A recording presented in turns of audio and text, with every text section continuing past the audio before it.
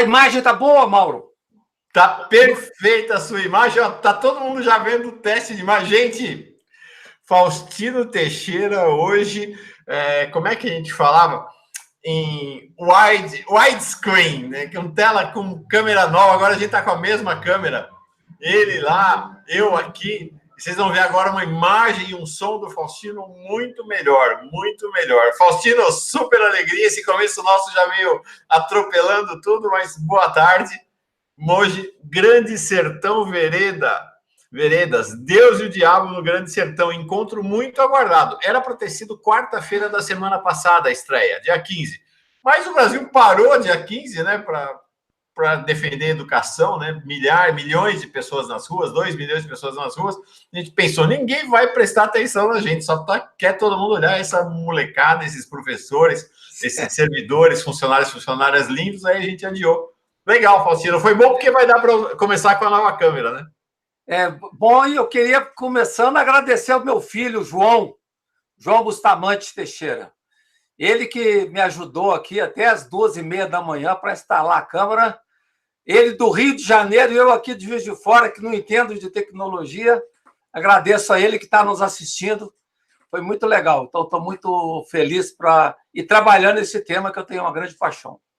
João, teu pai tá bonitão na tela, hein? Ficou muito legal. E agora, com isso, o Faustino pode dar que aula que quiser, né, à distância. Realmente ficou muito, muito legal mesmo. Quero saudar todo mundo que está chegando para a gente começar logo a aula, que a gente atrasou um pouquinho aqui, porque estava se ajustando. A Catarina Chaves, que é psicóloga clínica, está mandando boa tarde. O reverendo Eduardo Henrique hoje fez um Paz e Bem fantástico sobre a espiritualidade celta.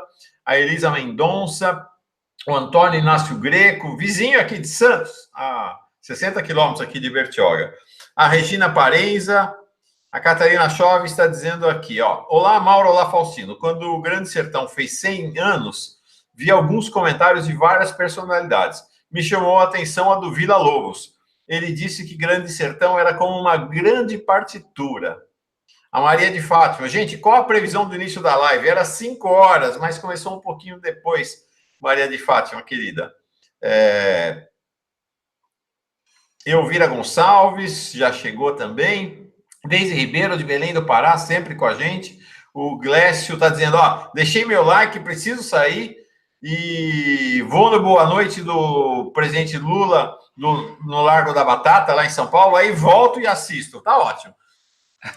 Tem meia presença para aluno que chega atrasado na aula de hoje. Faustino, de fato, tivemos nosso primeiro encontro sobre Grande Sertão Veredas, né? Se apresentou uma visão geral, um panorama, né? Nos apresentou a obra para quem não conhecia, reapresentou para quem já tinha lido, em parte ou no todo, e agora vamos mergulhar nessa temática. Eu tenho visto, né? Eu tenho te acompanhado, a gente até publicou no site do Paz e Bem, pazebem.org, uma Notas do Caminho do Faustino, com uma reflexão exatamente voltada para esse tema do bem e do mal, Deus e o diabo no Grande Sertão. Somos todos ouvidos, todos teus.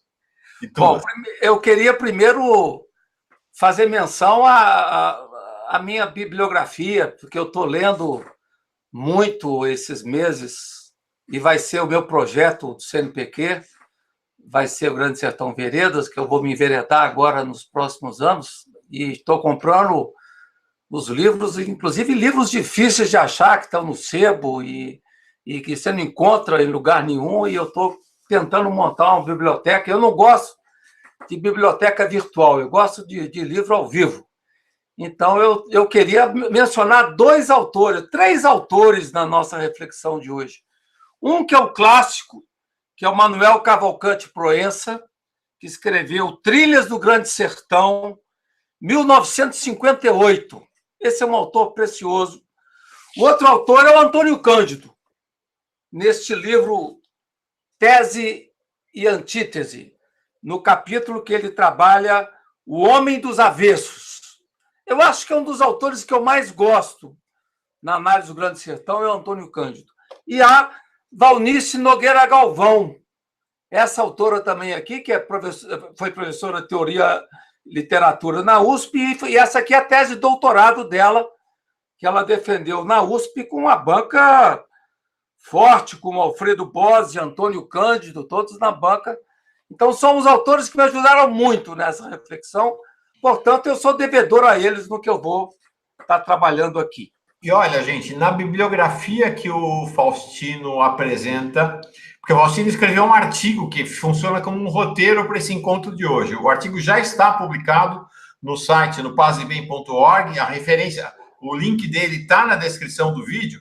Na bibliografia, tem um link para uma entrevista que ele indicou do Antônio Cândido, que está no YouTube, sobre a obra de Guimarães Rosa, que é preciosa essa entrevista, né, Faustino?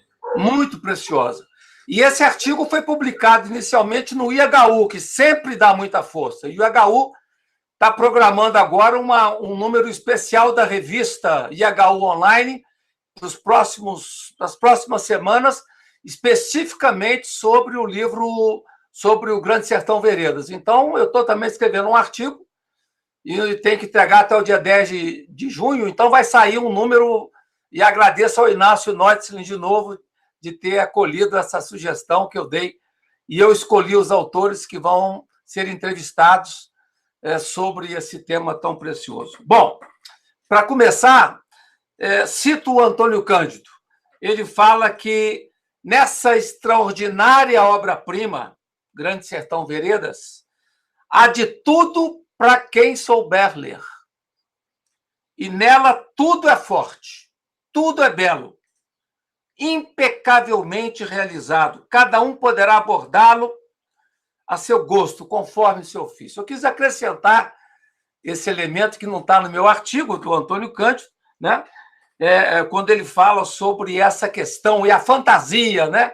Essa relação entre fantasia e realidade, ficção e realidade. Por isso que o Mia Couto, eu falei na semana que eu dei a entrevista, o Mia Couto falou que o livro podia estar sendo escrito no Brasil de hoje, né?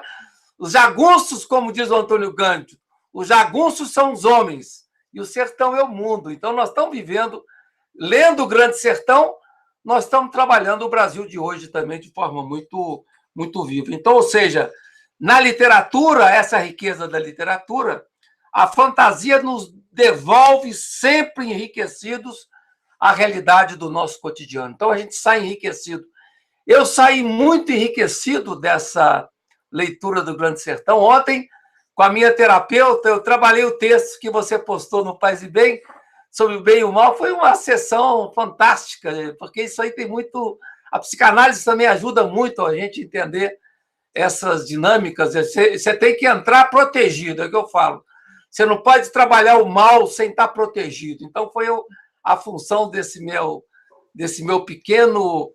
pequena mensagem no Facebook que você postou no Paz e Bem, era para a gente poder ficar fortalecido. E no momento atual, a gente tem que se dar as mãos, tem que ficar fortalecido, porque o mal está por toda parte, né? Então, o real é ininteligível sem o fantástico. A gente tem que sair do sertão, mas só se sai do sertão tomando conta dele adentro. Então, é isso que nós vamos fazer hoje. Entrar no sertão a partir desse roteiro do bem e do mal, dessa tensão entre bem e o mal, que é um dos mais fascinantes temas presentes no livro de Guimarães Rosa, na voz do narrador, que é o Tatarana, velho fazendeiro, relatando suas aventuras de jagunço, e ele, o tempo todo, teve que lidar com essa questão do bem e do mal. Quer dizer, da primeira à última página do livro, qual que é a questão? Que é metafísica, né? O diabo existe e não existe. Esse é o traço metafísico fundamental do livro e que vai nos acompanhar nessa reflexão de hoje. Ao final do livro, Guimarães Rosa diz, né? O diabo não há. É o que eu digo. Se for, existe, é o homem humano. É o final do romance, né? Do Grande Sertão Veredas.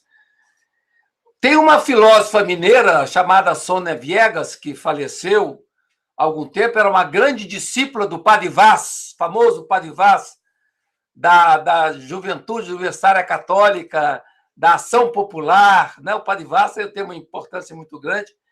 E essa Sônia Vegas, ela fez a dissertação de mestrado sobre o Grande Sertão Veredas também. Então, ela coloca justamente, ela faz uma reflexão muito bonita que também entra aqui na nossa reflexão.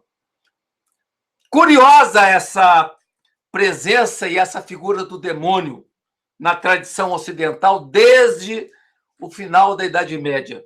Trata-se de algo que se relaciona com a polêmica religiosa. Não há dúvida, mas de forma ainda mais substantiva, como lembrou Pierre Francastel, a descoberta que o homem faz de si mesmo. Então, você trabalhando o demônio, você está tendo que lidar com as zonas obscuras do seu próprio ser. Né?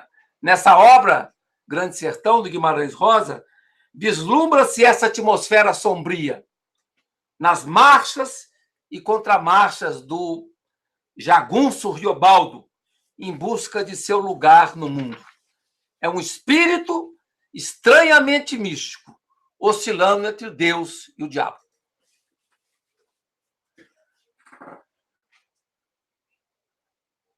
É maravilhoso, né? Porque você traz essa dimensão, né? Tem que estar protegido para falar do mal.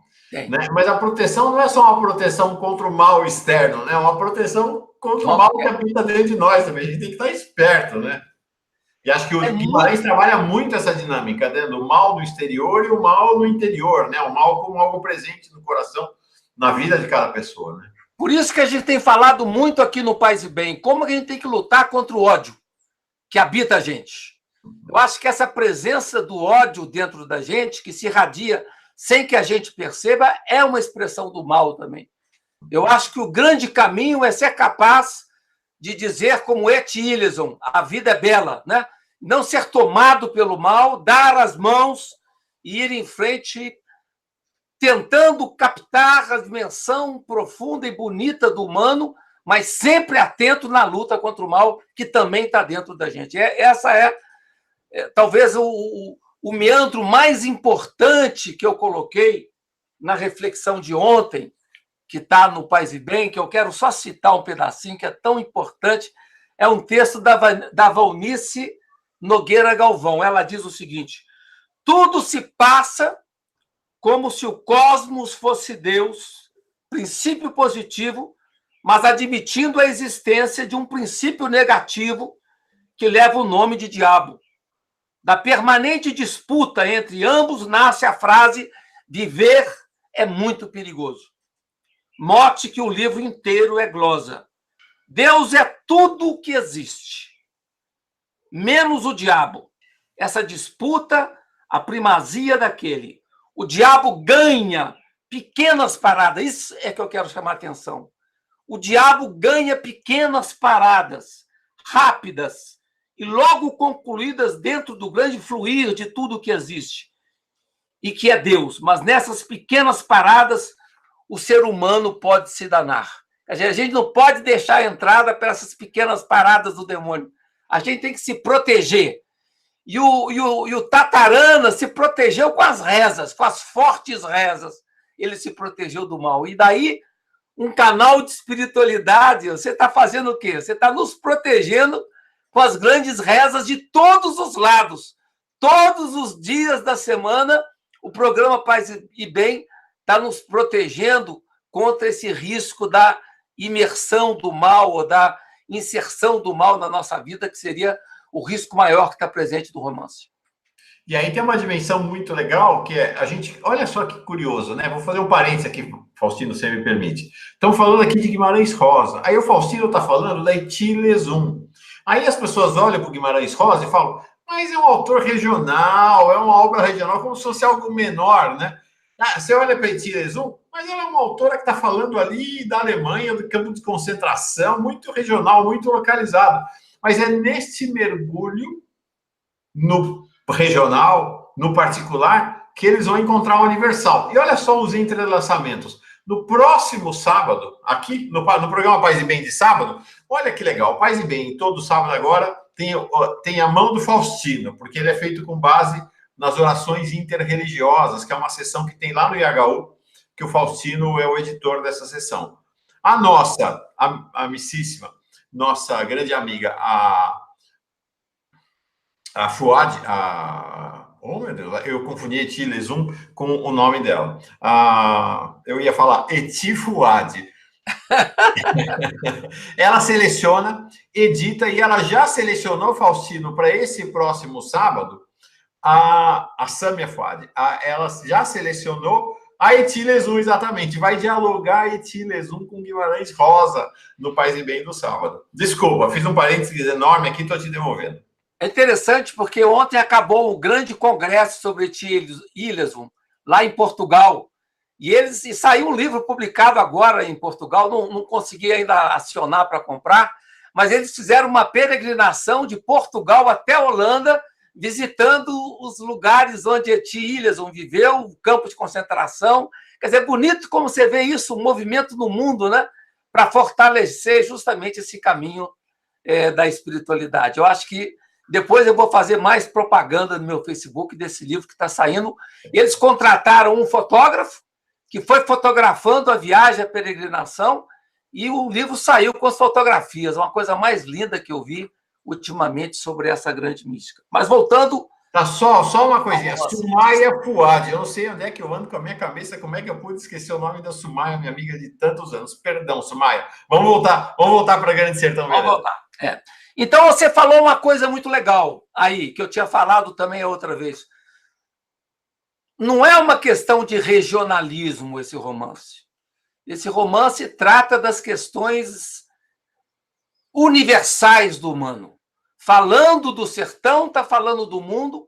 Falando do jagunço, está falando de nós mesmos. Então, essa é a grande tirada do Antônio Cândido, ao mostrar justamente a dimensão metafísica desse romance Grande Sertão Veredas, onde entra como palco o trato das grandes questões que nos envolvem nós, seres humanos. E outro traço do romance é a ambiguidade, que eu falei muito da outra vez. O paradoxo, a ambiguidade, as aporias, né? Bem, mal, demônio, Deus. O Riobaldo faz um pacto com o demônio para poder vencer a batalha. Então, a gente entra dentro do romance e se envolve com toda a temperatura metafísica que ele se coloca. Então, o sertão, falamos muito sobre o sertão da outra vez, não quero falar tanto, mas é só para dizer que o sertão aparece como um espaço de indefinição e de incerteza, um lugar marcado por surpresas, por ameaças, um terreno que é também muito perigoso. É interessante que o meu amigo padre Ricardo Rezende, que foi ameaçado de morte em Conceição do Araguaia, ele falou para mim ontem que uma parte das suas teses de doutorado foi sobre o Grande Sertão.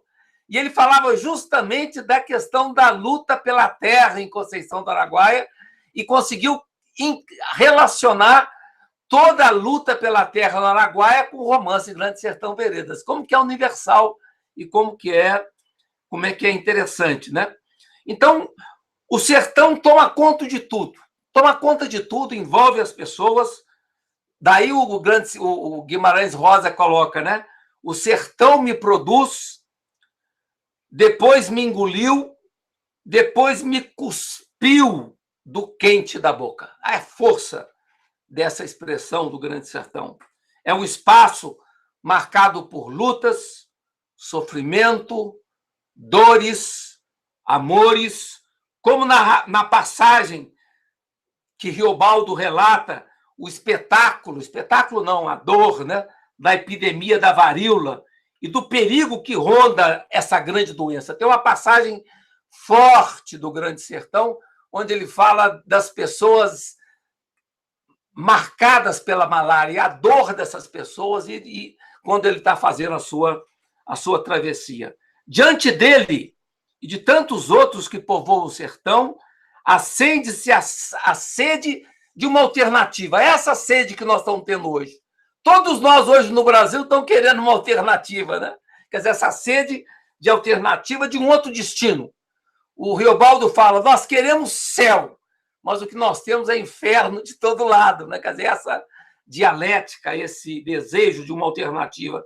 Diz ele aqui, o Tatarana, né? Eu queria poder sair depressa dali, desse ambiente da varíola. depressa, sair depressa para terras que eu não sei, aonde não houvesse sufocação e incerteza, terras que não fossem aqueles campos tristões. Quanta gente hoje no Brasil não está falando isso, né? Querendo um lugar diferente, né? A gente tem que ficar dançando sobre os escombros. Essa é a nossa realidade hoje no Brasil. Dançar sobre escombros e buscando, querendo uma alternativa que a gente não consegue perceber nos caminhos que a gente vê por aí. E o Grande Sertão trata disso, né? Naquele chão de inacabamento, de ebulição, nascem com igual formatos as folhas e os ramos da mandioca mansa que dá vida e da mandioca brava que mata. Então você não sabe distinguir onde está a mandioca brava, onde está a mandioca mansa no Brasil de hoje também não. Quer dizer, a gente está num terreno perigoso que não dá para discernir onde está a mandioca que produz vida e não que mata. Naquele campo das Gerais, junto com a sedução da terra, a presença misteriosa do demônio, que convive intimamente com o jagunço. O tempo todo na sua trajetória, o Tatarana se vê atormentado pelo demônio. Ou seja, o demônio habita o interior de Tatarana, do Riobaldo, como bem expressa um provérbio sertanejo. O diabo não existe, por isso ele é tão forte.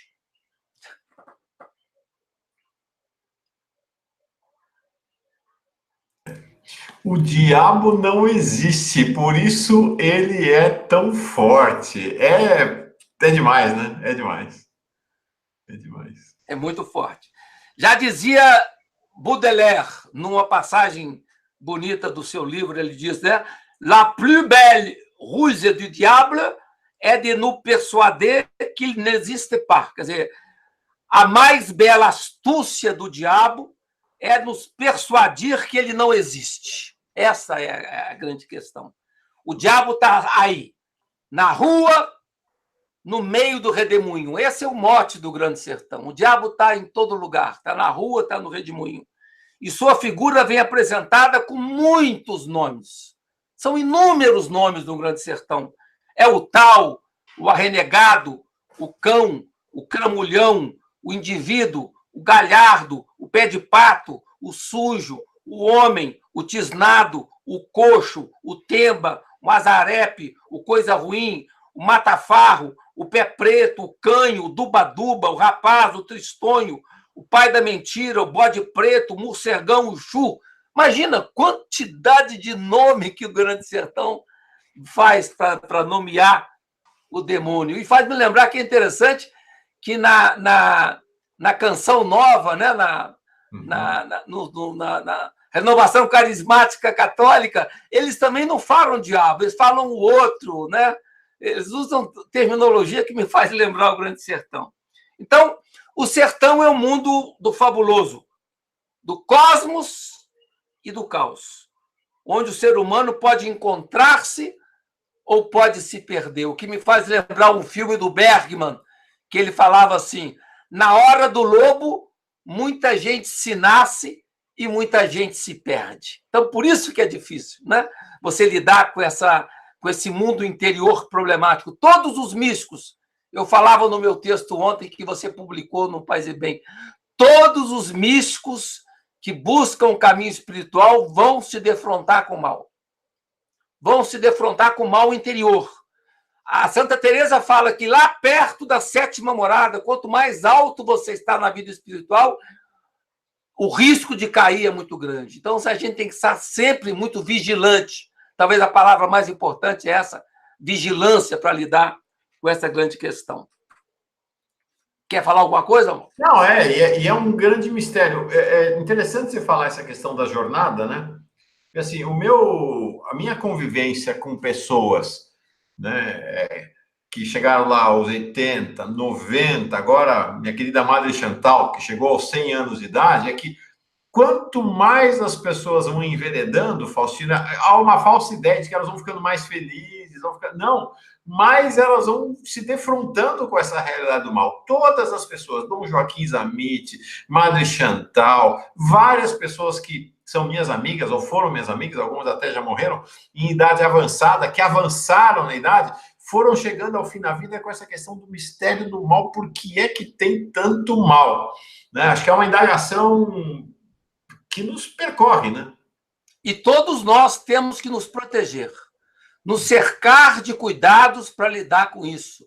Não podemos deixar que o mal tome conta da gente. Eu acho que a gente tem que fazer com que o céu brilhe dentro de nós, né? Quer dizer, essa ideia de poder cantar junto com o rio, que estar aqui é esplendor. Essa é uma das tarefas que eu coloquei para a minha vida depois dos 60 anos, né? Por tantos períodos difíceis que eu passei também, e que eu acho que a espiritualidade me ajudou, e tem me ajudado a trabalhar essa questão fundamental. Então, diz o Grande Sertão, né, que o inferno está sempre aí. Está sempre aí à disposição. É um sem fim que não se pode ver, diz o Guimarães Rosa. Mas o jagunço não quer inferno. O que o jagunço quer? O jagunço quer céu. Isso é bonito no livro. O jagunço quer céu. Pois quer um fim com depois dele a gente tudo vendo. Todos nós queremos isso. Queremos um fim com depois dele a gente tudo vendo. A gente quer um horizonte de alegria. Todos nós queremos buscar um horizonte de alegria. Eu acho que essa é a grande tarefa da nossa vida, da nossa história.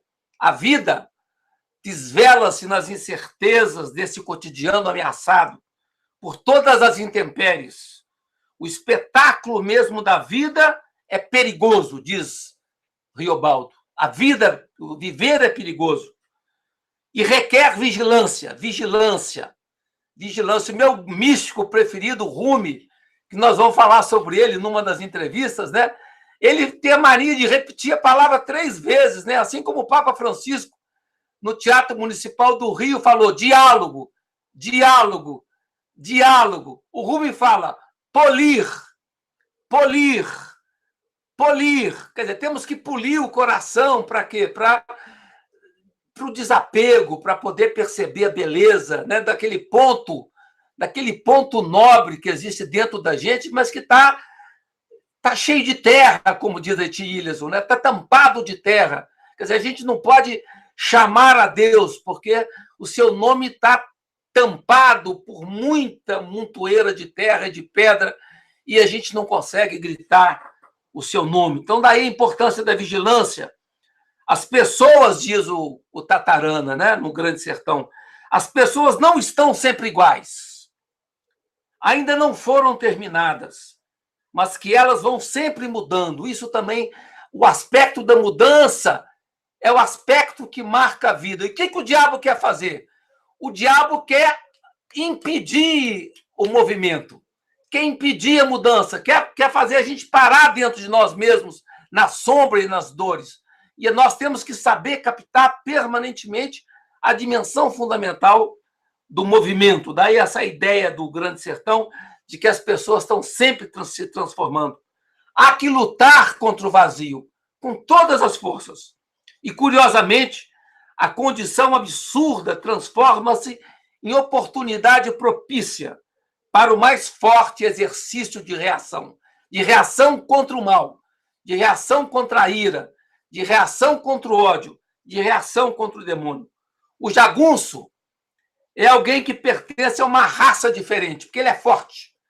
O jagunço é um lutador, está acostumado a enfrentar grandes batalhas, pontuada pela coragem, pela tenacidade.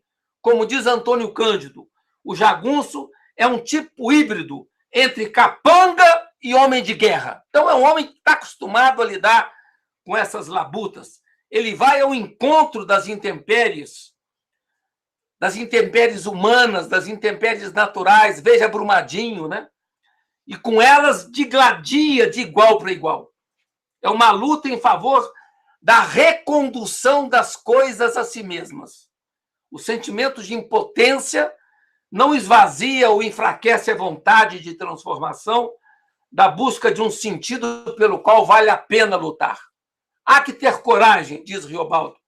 Repete Riobaldo diversas vezes. Há que ter coragem em sua peregrinação. Como assinala, é muito bonita essa frase do Grande Sertão Veredas, o espírito da gente é cavalo que escolhe estrada. Quando ruma para a tristeza e morte, vai não vendo o que é bonito e bom. Se você escolhe o caminho da tristeza, você não consegue ver o que é bonito e bom. Então, você tem que saber escolher o caminho da alegria. Esse é um desafio fundamental. Mesmo sabendo que a vida é ingrata, o jagunço consegue vislumbrar um além. Ele traz a esperança mesmo no meio do fel do desespero. Que é coisa mais semelhante com a etilismo? Ser capaz de perceber a esperança no meio do fel e do desespero. Esse é um desafio para nós também. Reconhece o jagunço que o caminho é resvaloso. Os termos também são muito legais, né? Resvaloso, que vai envolver quedas, mas nada que impeça a coragem de se levantar e continuar no mutirão da vida, né? Levanta, sacode a poeira e dá a volta por cima, né? Dando batalha. Assim é o correr da vida, diz o Grande Sertão. A vida embrulha tudo. A vida é assim, esquenta e esfria. Aperta e daí afrouxa. Sossega e depois desinquieta. O que ela quer da gente, a vida, é coragem. É coragem. Maravilha. Porque queda todo mundo vai ter, né? Faustino, eu lembro, tem um monge lá no século IV, chegaram para ele e perguntaram, dentro do mosteiro, lá, protegidinho, dentro do mosteiro, o que você faz aí no mosteiro? Aí o monge fala, eu caio, aí depois eu levanto, aí eu caio de novo, depois eu levanto. É isso, a vida é cair e levantar, e para levantar depois de cair precisa de coragem, né? Se não tem coragem, vai ficar deitado em depressão, né? Eu gosto muito de um conto sufi, eu estou com a minha aliança aqui, tem um conto sufi do Islã que o mestre fala para o discípulo assim, olha o seu anel. Se você estiver muito feliz, você olha para o seu anel e diz assim, isso vai passar. E quando você estiver muito triste, você olha para o seu anel e diz, isso vai passar. Essa é a nossa vida. Não existe permanente alegria, nem permanente tristeza. Quem colocou isso das formas mais bonitas foi o Fernando Pessoa, no Guardador de Rebanhos, né? Que ele fala, o ser humano não é só alegria, é tristeza também. Nós temos que saber enquadrar a tristeza dentro do quadro da nossa vida, sem deixar que a tristeza tome conta do nosso coração. Esse é o desafio que está presente aqui nessa trajetória bonita do Riobaldo, né? Quer dizer, como jagunço experimentado, Riobaldo vigia com atenção, evitando o risco maior de ser selado pelo diabo. Ele quer evitar ser selado pelo diabo. Para isso, carece de muita coragem. Ainda que no sertão predomine uma quase equação entre jagunço e olhado do demônio. É um caminho que se abre para aqueles que visam aceder ao mando, como no caso de Hermógenes. Hermógenes é o grande personagem do mal do romance Grande Sertão Veredas. É aquele que fez o pacto com o demônio e que ninguém consegue vencer. E que Riobaldo, para poder vencer Hermógenes, ele também vai ter que fazer o pacto com o demônio. Mas o pacto eu vou falar daqui a pouquinho, que é a parte talvez mais importante da nossa fala aqui hoje, né? O que é o pacto com o demônio? Então, a mediação do demônio torna-se um expediente necessário para a ampliação do poder do eu e a consecução dos planos do eu. Olha que coisa curiosa, né? Você tem que fazer o pacto com ele para poder conseguir cumprir o que você necessita cumprir na sua própria história. O paroxismo de sua inclinação para o mal, traduzido na vontade de matar, vem temperado por outra composição de força indicada pela vozinha fraca que aponta para outra direção. Todos nós temos uma vozinha fraca que aponta para o céu. O Deus é forte, mas tem uma vozinha fraca lá dentro que a gente tem que saber ouvir, que aponta para outro caminho. Na verdade, a parte do demônio não prepondera. Isso que eu quero chamar a atenção. Aqui eu estou pensando muito no Olavo de Carvalho. Esse autor é muito perigoso. Eu acho que talvez seja uma das expressões mais fortes do mal que nós temos hoje no Brasil, é o Olavo de Carvalho.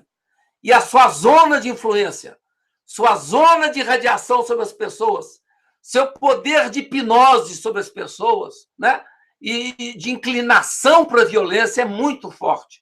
Quantos jovens de 20, 15, 18 anos estão envolvidos nessa teia do ódio que está sendo divulgado nas obras, nos vídeos desse autor tremendo que é o Olavo de Carvalho? Então, quer dizer, mas a gente diz, a parte do demo não prepondera.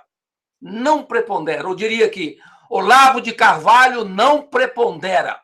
Ele é forte, mas não prepondera em seu espírito.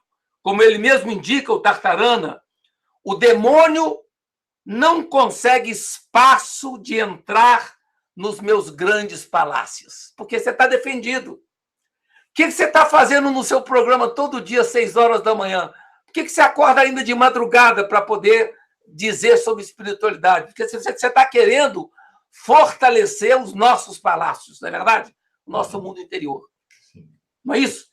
E o meu, né? E começa pelo meu, inclusive, né? Essa dinâmica, eu falo para as pessoas não se dão ideia, mas o grande favorecido pelo Paz e Bem sou eu, porque eu acordo às 4 da manhã e vou rezar. É o que você fala, construindo espaço para esses grandes palácios interiores. Quer dizer, o demônio não consegue espaço de entrar em meus grandes palácios. Essa frase do Grande Sertão Veredas é tão atual, tão forte. Ontem eu falava isso para minha terapeuta, ela arregalava os olhos e falava, poxa, isso é muito profundo, isso é muito sério. E foi tão legal você ter partilhado e colocado isso nas notas do caminho. Eu aconselho as pessoas a ir nas notas do caminho e ler com calma esse trecho que eu coloquei. É só explicar. No site do Paz e Bem, combinei com o Faustino, tem uma seção que chama-se Notas do Caminho, que são anotações que o Faustino vai fazendo ao longo do caminho da vida e que ele publica no Facebook dele. Então, a gente extrai dali algumas dessas notas e vai publicando, está publicando cada vez mais de tempos em tempos no site, no paisebem.org. Muito legal. Bom, então tem que ter o castelo protegido. E como é que está o castelo protegido do Riobaldo no livro, né? Está protegido pelo polo positivo das rezas fortes. Ele é uma pessoa que é rezada o tempo todo, né? Por exemplo, ele fala aqui o fervor espiritual das orações de Otacília, o bem-querer de Diadorim, as rezas encomendadas que davam força a essa vozinha fraca, nos miúdos remansos onde o diabo não pode entrar. Então, nós temos que estar cercado de oração por todos os lados. Por isso que ele vai chamar o compadre Quelemem, porque é o interreligioso do romance, né? Que fala que quanto mais religião, menor o risco de endoidar, porque a religião nos protege, a espiritualidade nos protege no sentido de fortalecer os nossos palácios. E o Tartarana era alguém protegido. Ele tinha um corpo fechado pela presença das orações. Diz ele, né, lá no livro, com Deus tudo fica mais fácil. É o que se percebe em todas as falas do Riobaldo Tartarana. Com Deus, tudo fica mais fácil. Eu diria aqui, né? Com a espiritualidade, tudo fica mais fácil, que nem todo mundo crê em Deus, mas ele acredita, né? Com Deus é menos grave se descuidar um pouquinho. Com Deus, emerge um encoberto poder. Ele é alegria e coragem, é bondade adiante. O medo ronda o sertão, não há dúvida. Mas com Deus tudo se aquieta e suspende. Com Deus tudo se aquieta e suspende. O medo ameaça. O medo é o medo de todos. Por isso é preciso de Deus existir. A gente mais. E do diabo nós temos que divertir. A gente com sua dele nenhuma existência. Então a gente tem que se fixar em Deus. Não há no mundo popular hipótese alguma de uma ausência de Deus. Isso eu aprendi na tese de doutorado do meu amigo Carlos Rodrigues Brandão, Os Deuses do Povo, grande tese que ele fez estudando a cidade de Itapira, em São Paulo, né?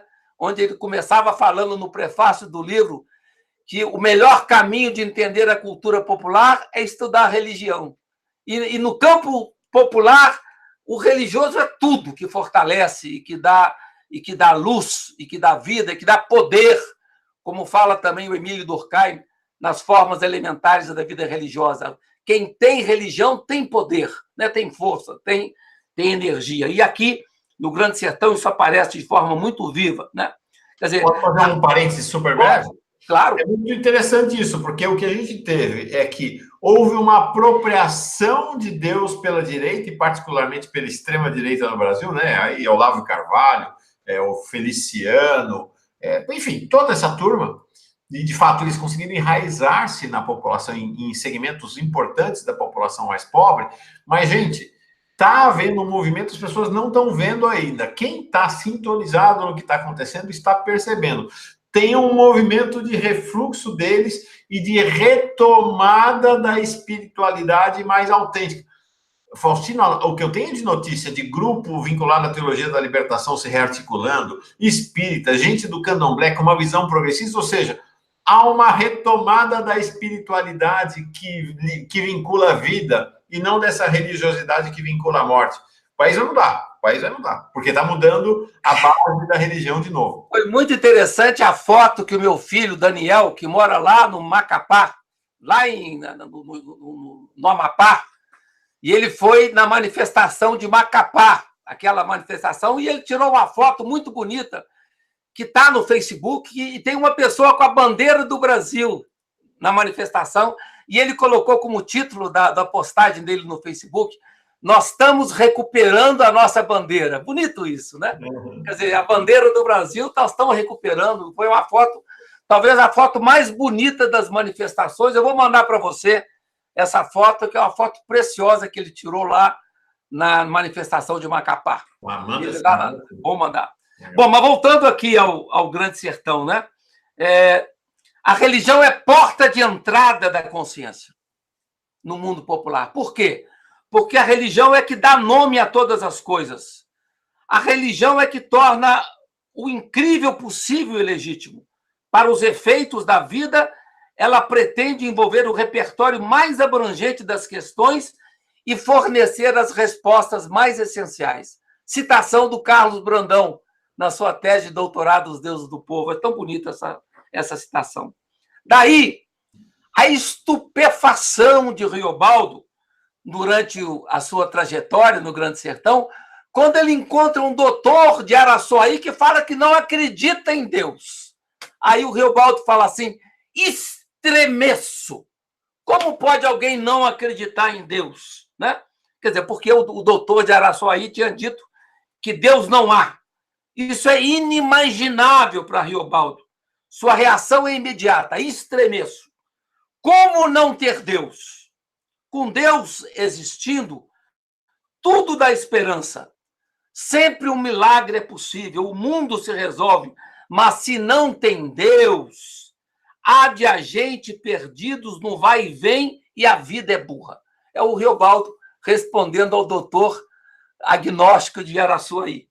Então, aí vem a frase famosa que rodou o mundo inteiro do Riobaldo, né? Há que beber da água de toda religião. Muita religião, seu moço. Como indica Riobaldo, a reza é que sara da loucura. Daí não perder ocasião de religião, vivendo intensamente a presença de Deus, ainda que devagarinho. Na verdade, diz Riobaldo, Deus a gente respeita. Do demônio se esconjura e aparta. Curioso que minha mãe, que tem 101 anos de idade, ela tem tido uns pesadelos. Aí eu pergunto para ela: mãe, o que você vê nos seus pesadelos? Ela fala assim: eu vejo as minhas crianças se perdendo, os filhos, né? Que ela teve 15 filhos, e de vez em quando o filho se perdia na praia, se perdia na rua, e ela está voltando essas imagens dos filhos que se perdem e dos animais. Ela vê animais, que ela fica e acorda assim, atemorizada, e ela levanta, olha para Nossa Senhora e fica bem demais. Aí eu perguntei para ela: mãe, no seu sonho, a senhora não vê o demônio, não? Ela fala, não, demônio eu não vejo não, mas se eu ver o demônio, na hora eu vou dizer, vá de retro, Satanás. Então, é interessante essa imagem que ela passa, né, para nós.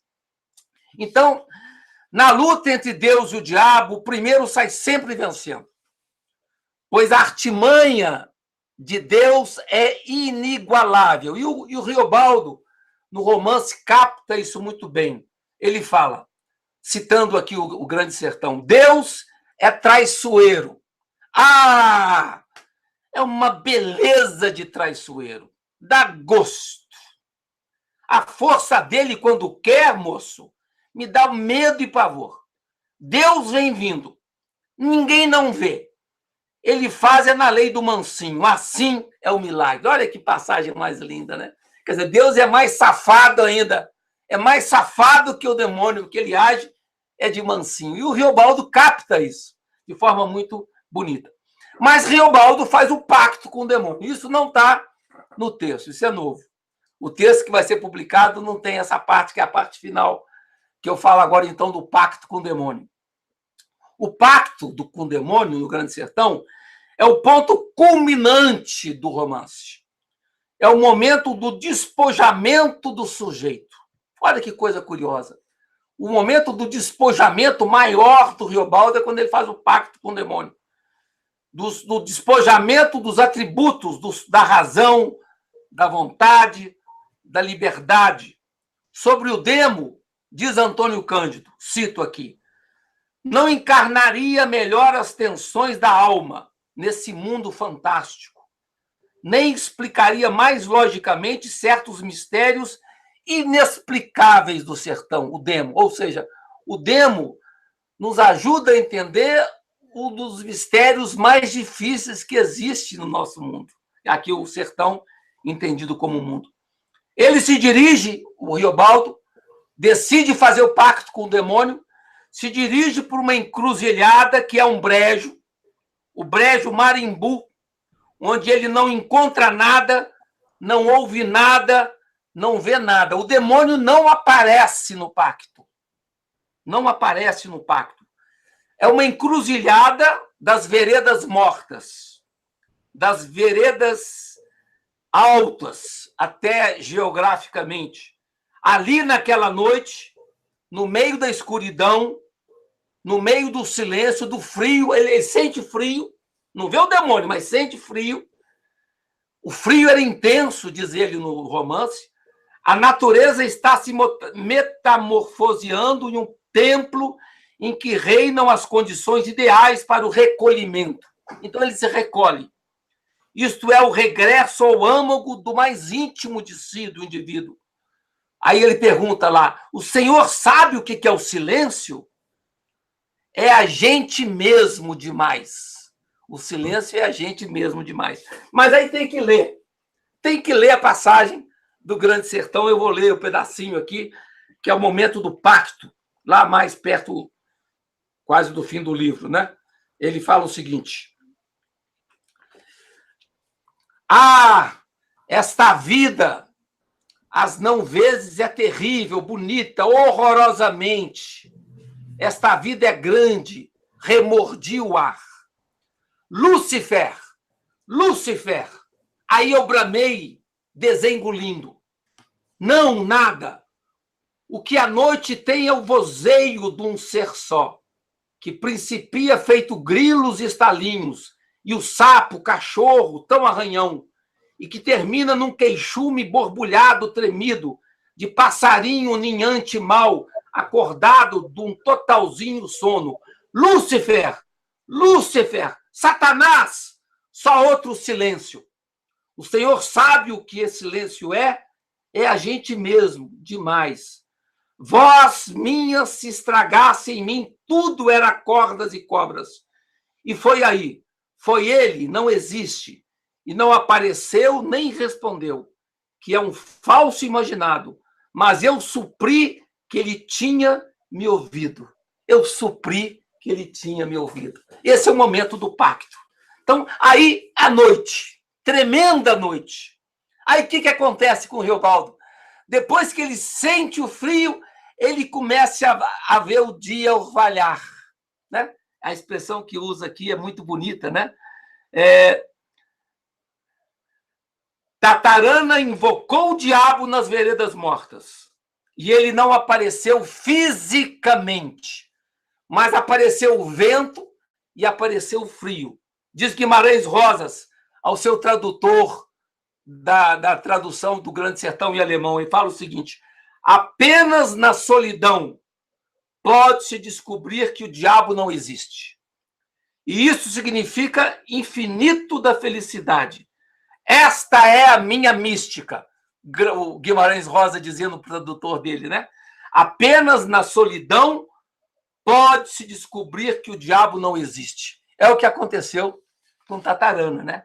Como diz Antônio Cândido, em princípio, sente-se que o demônio é um nome atribuído à parte torva da alma. Explico ao Senhor, o diabo vive dentro do homem, os crespos do homem. Ou é o homem arruinado, o homem dos avessos. Eu, pessoalmente, quase que já perdi nele a crença, mercê a Deus. Mercês a Deus. Né? O significado do pacto.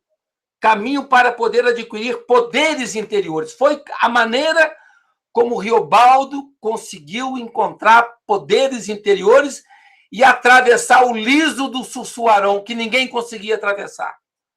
Depois do pacto com o demônio, ele atravessa o liso do Sussuarão e vai ter o embate final, onde morre Hermógenes e Diadorim. O demônio surge como uma espora, um acicate permanente, estímulo para viver além do bem e do mal. O que é que eu queria? Diz o Grande Sertão, acho que não queria mesmo nada, de tanto que eu queria só tudo. Uma coisa, esta coisa. Eu somente queria ficar sendo. Eu somente queria ficar sendo. A segunda metade do pacto, o pacto tem duas partes. A primeira parte é o frio, é o silêncio, é a noite. A segunda parte do pacto, ele vai falar, fui orvalhando. Olha o termo bonito. Vai nascendo a luz do dia. Fui orvalhando. É como acontece com você. O seu programa começa à noite e ele vai orvalhando, né? Quer dizer, é bonito isso. O dia vai chegando. Está lá na versão do Grande Sertão. O ermo do lugar ia virando visível, com esboço do céu. O Tatarana começa a ver o esboço do céu depois da noite fria. No mermar da alva, as barras quebrando. Abracei numa árvore, ele fala, abracei como uma árvore, um pé de breu branco, soporado, fiquei permanecendo. O não sei quanto tempo foi que estive. Desentendi os cantos com que piam os passarinhos da madrugada. Aí passa o topar com outra razão. Aí uma razão nova entra, toma conta de Riobaldo. Uma razão forte, ele ganha força interior.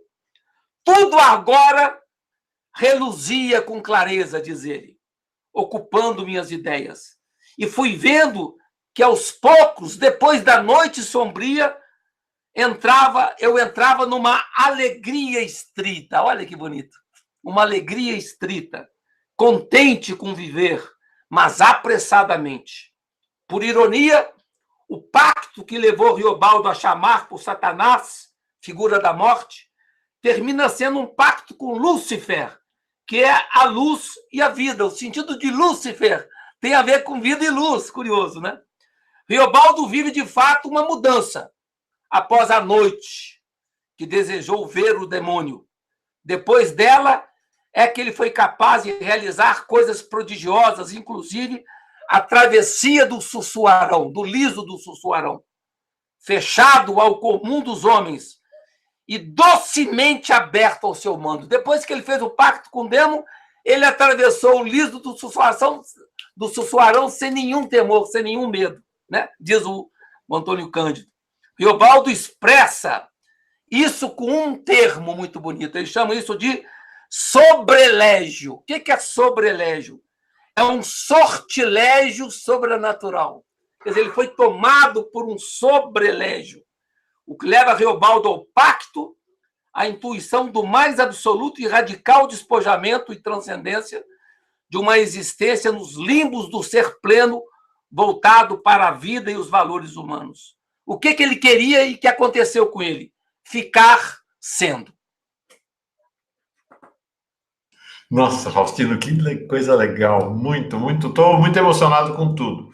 Uma questão interessante é que Guimarães vai captar ali essa ideia de que o diabo não está na solidão e no silêncio, portanto, aonde ela vai nos remeter?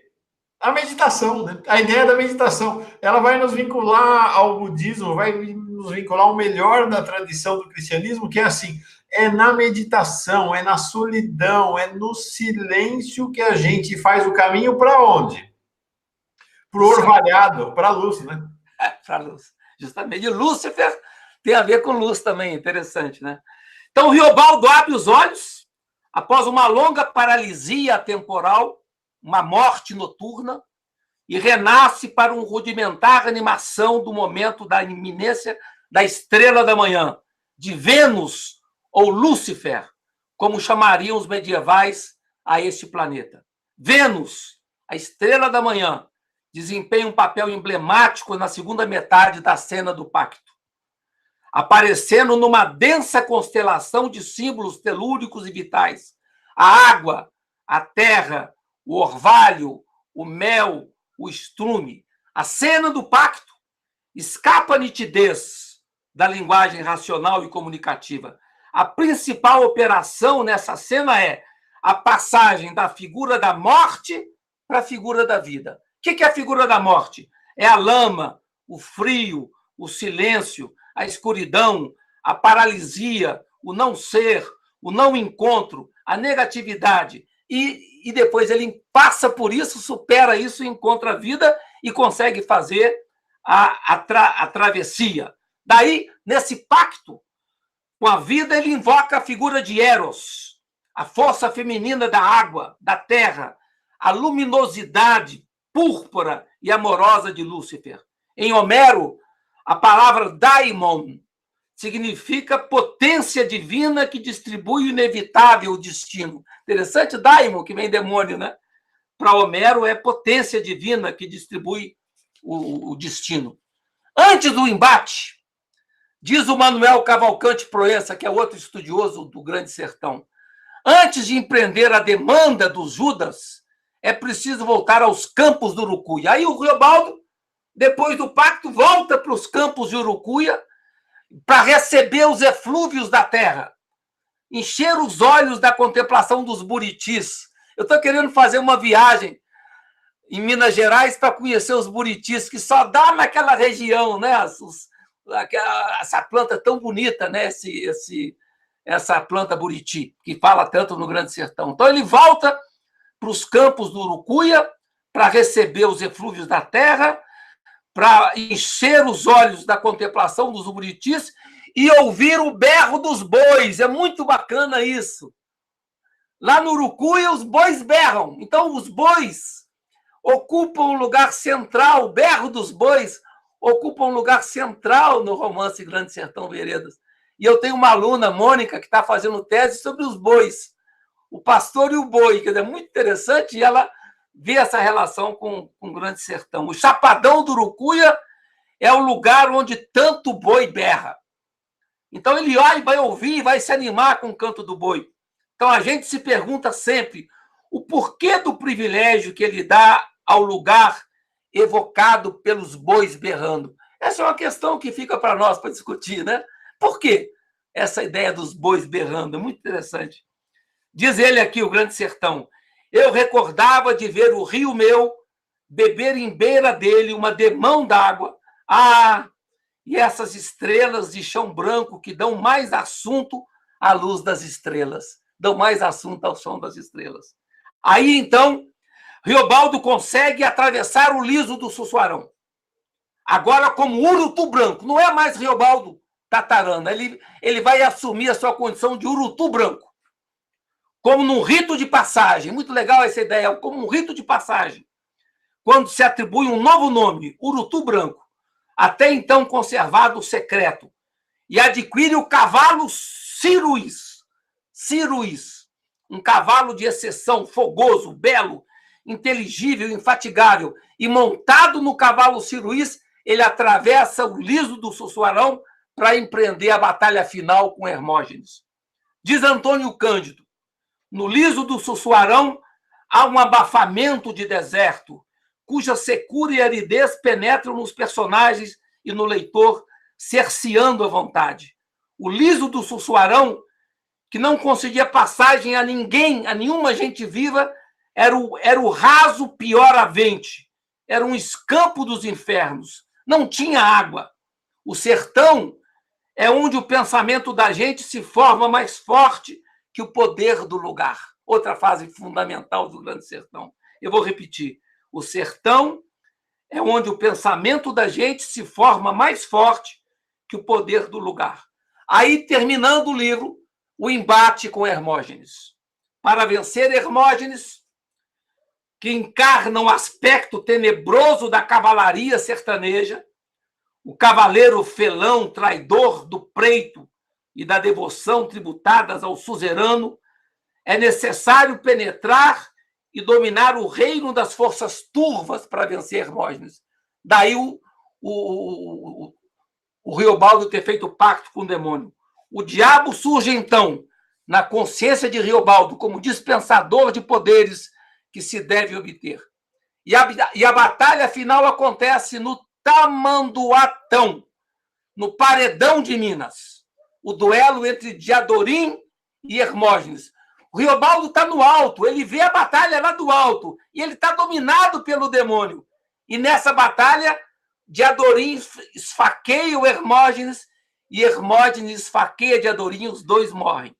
Nesse duelo que acontece ali no Tamanduatão, né? E o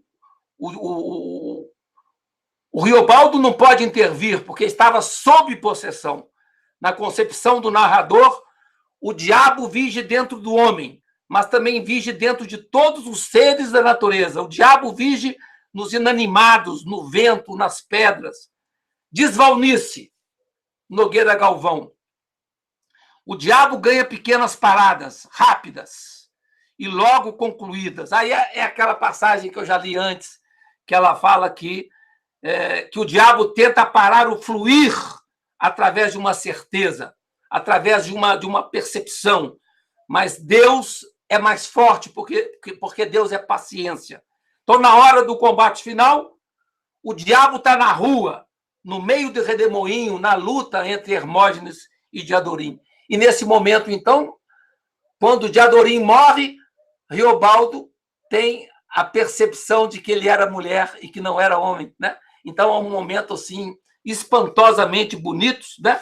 Que está escrito no...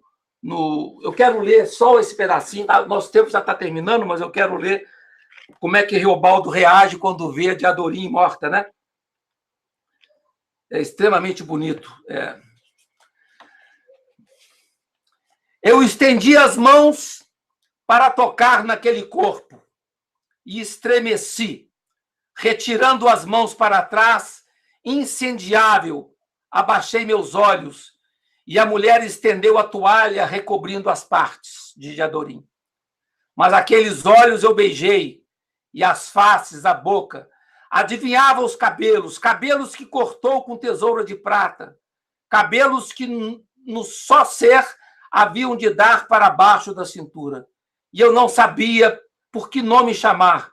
Eu exclamei me doendo, meu amor. Aí ele chama meu amor, daí se declara já Diadorim, Diadorim morta, né? Mas então o que acontece? E aí eu concluo. Riobaldo consegue cumprir sua missão de acabar com Hermógenes. Mas o diabo cumpre também o seu prometido com as tramóias que a tradição olha e atribui. Ou seja, o diabo vence de um lado matando Diadorim. Riobaldo acaba com Hermógenes, mas no mesmo ato Diadorim morre. Então essa é a grande história, né? É o grande romance que eu tentei resumir através desse pacto fundamental entre o bem e o mal. Opa, desculpa. É o seguinte, eu estou muito emocionado, dois encontros em torno de Grande Sertão Veredas, mas eu já vou dizendo para vocês, a gente é muito privilegiado por esses dois encontros, mas a turma que mora em Juiz de Fora é muito mais do que a gente, porque vão ter um curso inteiro sobre Grande Sertão Veredas com Faustino Teixeira. Quantas aulas, Faustino? 15 aulas. Nossa Senhora. No próximo semestre. A gente vai dividir o livro em 15 partes. Então, cada aula tem uma parte do livro e para cada aula eu escolho um artigo fundamental. Junto com a leitura do livro, a leitura de um artigo de um grande especialista. Então, a primeira parte da aula eu falo e depois os alunos debatem com o resultado da leitura que fizeram na parte do livro. Vai ser muito interessante. Então, se você tem coragem, migra para Juiz de Fora, bate na porta da casa do Faustino e pede para fazer o curso como ouvinte. Vamos ver se ele deixa.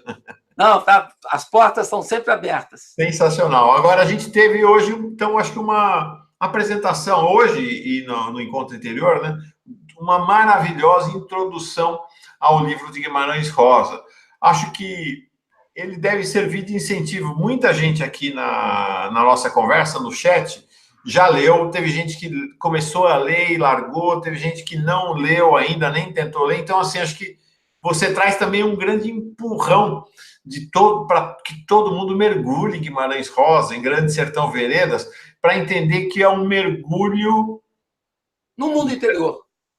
É um mergulho no sertão, é um mergulho no grande sertão do mundo e um mergulho em si próprio, né? Na jornada de cada uma de nós. Né? Fantástico, Faustino, muito obrigado, muito emocionado mesmo. Agora, é bom saber, é um livro que mexe muito com a gente tem que estar protegido para ler esse livro também, porque o demo aparece o tempo todo. É mais ou menos igual ler Olavo de Carvalho, né? No outro sentido, né? É um cara perigoso, né? Sim. Eu acho que a gente tem, para trabalhar determinados temas, a gente tem que estar protegido interiormente. Equilibrado. Legal. Gente, valeu. Para terminar, 2 avisos. Primeiro inscreva-se aqui no canal Paz e Bem. Se você está assistindo pela TV 247, o curso vai estrear na TV 247 já nesta quinta-feira, às 8h30 da manhã. Já logo amanhã, às 8h30 da manhã, Faustino, está passando lá na TV, ou aqui na TV 247 também. Então, se você está assistindo pelo Paz e Bem ou pela TV 247, inscreva-se no canal Paz e Bem e, se tiver condição, torne-se uma assinante solidária do canal Paz e Bem, para que a gente vá construindo esse caminho, esse projeto, esse processo de uma espiritualidade plural e de paz. Tem mais Faustino na quarta-feira que vem. Quarta-feira que vem, olha que interessante, acho que tem tudo a ver, engraçado, a gente não conversou sobre isso, Faustino, mas agora que eu me dou conta do nosso encontro da quarta que vem, eu fico pensando, tem tudo a ver. A gente sai de Grande Sertão Veredas, a gente sai dessa temática da solidão, do silêncio, do frio e do orvalho, para na quarta-feira que vem, vamos meditar, o Faustino vai nos introduzir na temática da solidão de Francisco. Então, nós vamos mergulhar num livro, um livro fantástico, de um dos maiores biblistas vaticanistas lá de Roma, o Marco Politi, sobre o Papa Francisco. Tudo a ver, né, Faustino? Tudo a ver. E então, muito queria só dizer da minha felicidade de ter conseguido essa câmera, porque realmente, no nosso último encontro do Grande Sertão, eu fiquei muito aborrecido com a minha voz e com a minha imagem que saiu aí no Paz e Bem. E hoje a gente tem essa alegria de poder de ter uma outra imagem, de uma outra voz para falar. Eu me sinto mais à vontade aqui na nossa conversa. Não, ficou muito legal, muito legal. E essa visão da sua biblioteca aí atrás, da sua casa. Na outra, o Faustino estava espremido, porque era um celular, né? A gente fez de um celular e antes ainda dessa câmera, que é a câmera que fica aqui em cima, nos computadores, que é uma câmera muito fraca, né? Muito fraca mesmo. Então a gente vai tentando melhorar, vai melhorando, e realmente ficou muito legal, Faustino, muito legal mesmo. Obrigado, cara. Foi muito bom. Paz e bem. Paz e bem para todo mundo. Paz e bem.